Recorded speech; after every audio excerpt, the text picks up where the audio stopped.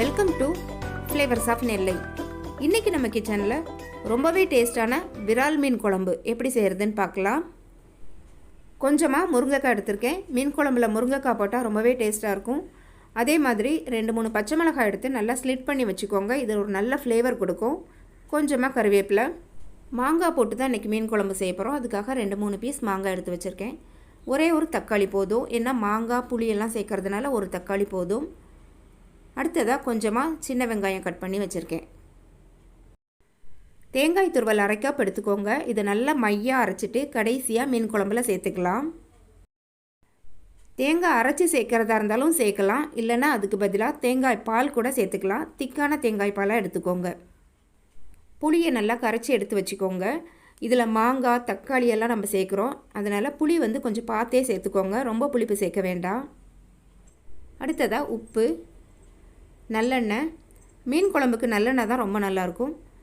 வெந்தயம் 1/2 டீஸ்பூன், கடுகு 1 டீஸ்பூன், மஞ்சள் தூள், மிளகாய்த்தூள் 2 டேபிள் ஸ்பூன். இது தனி மிளகாய்த்தூள் தான் நான் எடுத்திருக்கேன்.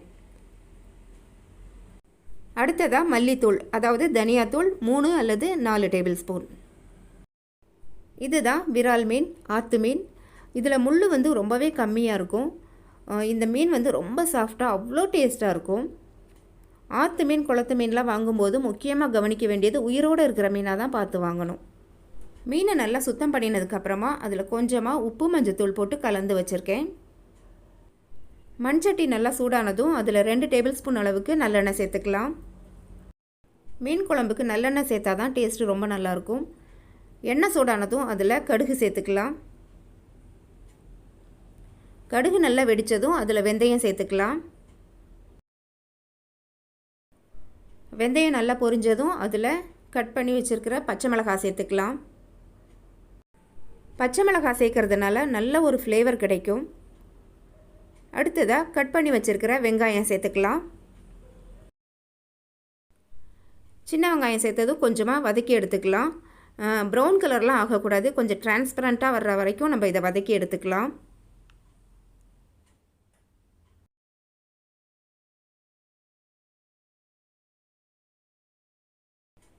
வெங்காயம் ஓரளவுக்கு வதங்கினதும் அதில் தக்காளி சேர்த்துக்கலாம். நான் இன்றைக்கி ஒரு தக்காளி தான் எடுத்திருக்கேன். ஏன்னா மாங்காய் புளி இதெல்லாம் வேறு நம்ம சேர்க்க போகிறோம். உப்பு புளி காரம் இதெல்லாம் பேலன்ஸ்டாக இருந்தால் தான் குழம்பு டேஸ்ட்டாக இருக்கும். தக்காளி சேர்த்ததும் நல்லா கலந்து விட்டுருங்க. வெங்காயம் தக்காளி இதெல்லாம் நல்லா ஒன்று சேர்ந்து ஒரு தொக்கு மாதிரி வரணும். அது வரைக்கும் இதை மூடி போட்டு வேக விடலாம்.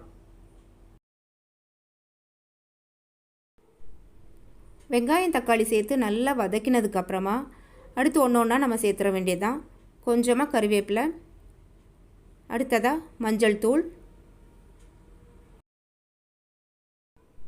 மிளகாய்த்தூள்,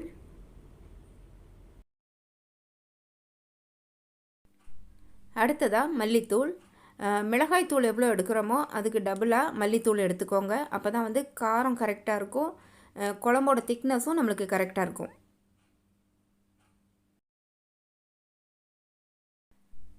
மசாலா பவுடர் எல்லாம் சேர்த்ததுக்கப்புறமா கொஞ்சம் அதை நல்லா வதக்கி விட்டுருங்க. வதக்கி விட்டதுக்கப்புறமா அதில் புளி கரைசலை சேர்த்துக்கலாம்.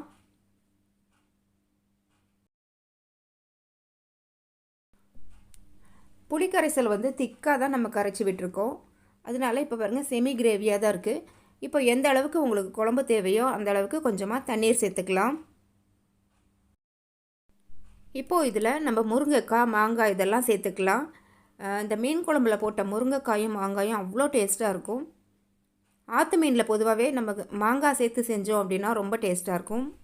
அடுத்ததாக குழம்புக்கு தேவையான அளவுக்கு உப்பு சேர்த்துக்கலாம். ஏற்கனவே மீனில் கொஞ்சமாக உப்பு மஞ்சத்தூளும் சேர்த்து தான் நம்ம வச்சுருக்கோம், அதனால் உப்பு பார்த்து சேர்த்துக்கோங்க. நம்ம சேர்த்துருக்கிற மசாலாவோட பச்சை வாசனையெல்லாம் போகணும், அதனால் இதை நல்லா கொதிக்க விடணும். ஒரு 10 நிமிஷம் இது கொதிக்கட்டும். நம்ம சேர்த்துருந்த காய்கறி எல்லாம் நல்லா வெந்திருக்குது. மசாலாவோட பச்சை வாசனை எல்லாம் போய் நல்ல ஒரு வாசனை வருது. நம்ம சேர்த்த தண்ணியெல்லாம் கொஞ்சம் வற்றி கரெக்டான ஒரு திக்னஸில் குழம்பு இருக்குது. இப்போ மீனெல்லாம் சேர்த்துடலாம். குழம்பு நல்லா கொதிச்சுட்டு இருக்கும்போது தான் மீன் சேர்க்கணும். மீன் சேர்த்ததுக்கப்புறமா ரொம்ப நேரம் குழம்பு கொதிக்கக்கூடாது. ஒரு 2 நிமிஷம் கொதிக்க விட்டால் போதும். ஏன்னா நம்ம மண் சட்டியில் செய்கிறதுனால ஸ்டவ் ஆஃப் பண்ணினதுக்கப்புறம் கூட குழம்பு ஒரு 2 நிமிஷத்துக்கு நல்லா கொதிச்சிட்டே இருக்கும். ரொம்ப நேரம் கொதிக்க விட்டோம்னா மீனெல்லாம் உடஞ்சி போயிடும். மீன் மண்டையெல்லாம் தூர போட்டுறாதீங்க, அதையும் குழம்புல சேர்த்துக்கோங்க, ரொம்ப டேஸ்ட்டாக இருக்கும். இப்போது இந்த குழம்ப 2 நிமிஷத்துக்கு நல்லா கொதிக்க விட்டுடலாம். குழம்பு நல்லா கொதித்து ரெடி ஆயிடுச்சு, நல்ல வாசனை வருது. மீன் சேர்த்ததுக்கப்புறமா குழம்ப ரொம்ப போட்டு கிளறக்கூடாது, கொஞ்சம் ஜென்டிலாக அப்படி கலந்து விடுங்க. இப்போ கொஞ்சமாக கருவேப்பிலை பிச்சு போட்டுக்கலாம். எந்த குழம்பாக இருந்தாலுமே கடைசியாக நம்ம இறக்க போகிறதுக்கு கொஞ்சம் முன்னாடி கொஞ்சமாக கருவேப்பிலை பிச்சு போட்டோம் அப்படின்னா அந்த குழம்போட ஃப்ளேவர் வந்து ரொம்ப ரொம்ப நல்லாயிருக்கும். இப்போ ஃபைனலாக நம்ம எடுத்து வச்சுருக்கிற தேங்காய் பால் சேர்த்துக்கலாம். தேங்காய் பால் சேர்த்ததும் ரொம்ப நேரம் கொதிக்க விடக்கூடாது. தேங்காய் பால் சேர்த்ததும் நல்லா கலந்து விட்டுட்டு ஸ்டவ் ஆஃப் பண்ணிவிட்டு மூடி வச்சுருங்க. மண் சட்டியோட சூடுலேயே குழம்பு கரெக்டான பக்குவத்துக்கு வந்துடும். டேஸ்டியான விரால் மீன் குழம்பு ரெடி. இந்த மீன் குழம்பு உங்களுக்கு பிடிச்சிருக்குதா? அப்போ மறக்காமல் லைக் பண்ணுங்கள், கமெண்ட் பண்ணுங்கள், ஷேர் பண்ணுங்கள். தேங்க்ஸ் ஃபார் வாட்சிங்.